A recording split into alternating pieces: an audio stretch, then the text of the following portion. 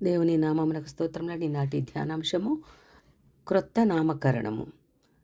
మన పరిశుద్ధ బైబిల్ గ్రంథంలో యెహోవా దేవునికి సహస్రాలుగా నామాలు అనగా పేర్లు ఉన్నాయండి. ఉన్నవాడు, సైన్యములకు అధిపతియగు యెహోవా, భయంకరుడు, నిత్య నివాసి, మహోన్నతుడు, పరిశుద్ధుడు, ఇలాగా ఎన్నో పేర్లు కలిగిన వాడండి మన దేవుడు.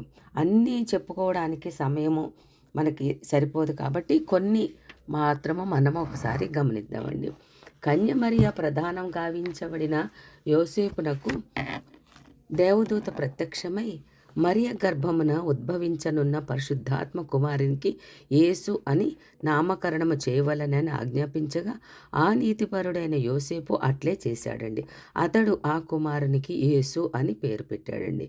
మత్తయి సువార్త 1వ అధ్యాయం 25వ వచనం ప్రకారం, లూకాసు వార్త 2వ అధ్యాయము 21వ వచనం ప్రకారం సున్నతి చేయవలసిన 8వ దినాన ఆ పేరు పెట్టబడగా ఆ రోజు మనము నూతన సంవత్సరముగా జరుపుకుంటూ ఉంటామండి.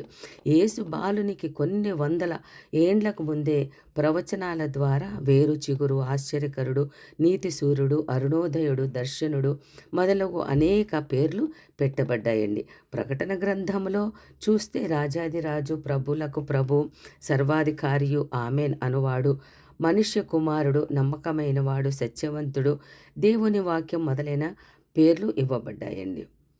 ఇట్టి మన పరిశుద్ధ దేవుడు అనేకులకు అనేక పేర్లు పెట్టి వారి పట్ల తన ప్రేమను వెల్లడిపరిచాడండి. ఈ నూతన సంవత్సరంలో మనకు ప్రభు తన వాగ్దానాలతో ఏ నూతన నామం ధరింపచేయనున్నాడో అని ప్రార్థించుకుంటూ ఆయన తన ఇష్టులకు కొందరిని ఏ పేర్లతో పిలిచాడో వాక్యంలోనికి ప్రవేశించి ఒకంత మనం ధ్యానిద్దామండి. ఎట్టి నూతన నామకరణం చేశారో స్మరిద్దాము. యెహోవా దేవుడు అబ్రామును అబ్రహాముగా మార్చి పిలిచాడండి. అనగా గౌరవనీయుడైన తండ్రి అని అర్థమిచ్చు అబ్రామును అనేక జనములకు తండ్రిగా చేస్తానని వాగ్దానం ఇచ్చి అబ్రహాము అని పిలిచాడండి. ఆదికాండం 17వ అధ్యాయము 5వ వచనం ప్రకారం అతడు ప్రభువును విశ్వసించి విశ్వాసులకు తండ్రి అని పేరును కూడా సంతరించుకున్నాడు. జగడగొండి, కలహప్రియ అని అర్థమిచ్చే సారాయి పేరును రాజకుమారి, యువరాజ్ఞి అని అర్థమిచ్చే షారాగా మార్చి పిలవమన్నాడండి అబ్రాహామును. ఆదికాండము 17వ అధ్యాయం 15వ వచనం ప్రకారం. అంతేకాదు ఆమె జనములకు తల్లి అని, జనముల రాజులు ఆమె వలన కలుగుదురని వాగ్దానం ఇచ్చారండి తండ్రి. దావీదుకు నా హృదయానుసారుడు అనియు, నేను కోరుకున్నవాడు ఇతడే అనియు సమూయేలుకు బయలుపరిచాడండి. 1 సమూయేలు గ్రంథము 16వ అధ్యాయము 12వ వచనం ప్రకారము. నీవు నాకంటే నీతిపరుడవు అని సౌలు చేతను, నీవు దేవదూతల జ్ఞానము వంటి జ్ఞానం గలవాడు అని తెకోవ స్త్రీ చేతను దావీదు పేర్కొనబడ్డాడండి. యెహోవా మోషేను గూర్చి నా ఇల్లంతటిలో నమ్మకమైన వాడని సంఖ్యాకాండం 12వ అధ్యాయం 7వ వచనంలో చెప్పబడి ఉంటే మిక్కిలి సాత్వికుడు అని కూడా మరి పేర్కొని మోషే ద్వారా సాక్ష్యం ఇచ్చాడండి. యోబును గూర్చి అతడు యథార్థవర్తనుడు, న్యాయవంతుడు, దేవునియందు భయభక్తులు గలవాడు, చెడును విసర్జించువాడు అని అనేక కితాబులతో పేర్కొన్నాడండి. యోబు గ్రంథం 1వ అధ్యాయం 8వ వచనం ప్రకారము. యెహోవా దేవుడు, దానియేలు నీవు బహుప్రియుడవు అని దేవదూత దానియేలును గూర్చి పలికాడు. దానియేలు గ్రంథం 10వ అధ్యాయం 11వ వచనం ప్రకారం. అందుకే తాను పంపబడ్డానని చెప్పాడండి. వీరందరికీ ప్రభువు అట్టి నామకరణములు ఇవ్వడానికి కారణం వారిలోని విశ్వాస్యత, యథార్థత, నమ్మకము, దైవభక్తి, పరిశుద్ధతయే కారణమండి. అట్టి లక్షణములు మనలో ఉన్ననాడే ప్రభు మనకు క్రొత్త పేర్లు ఇవ్వగలుగుతారండి.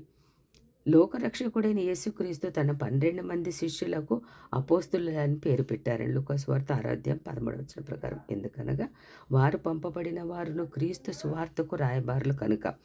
శిష్యుడైన సీమోనుకు పేతురు మత్తయి సువార్త 16వ అధ్యాయం 18వ వచనం ప్రకారము పేతురు అని పేరు పెట్టాడండి. కేఫా అనియు పిలిచాడండి. యోహాను సువార్త 1వ అధ్యాయం 42వ వచనం ప్రకారం. రెండింటికి అర్థము రాయి అని. పేతురు అనే బండ మీద తన సంఘమును నిర్మించాలని ఆజ్ఞతో ఆయన ఆ పేరు పెట్టారండి. యాకోబు, యోహానులకు బోయనెర్గేసు అని పేరు పెట్టారండి యేసు ప్రభుల వారు. మార్కు సువార్త 3వ అధ్యాయం 18వ వచనం ప్రకారం.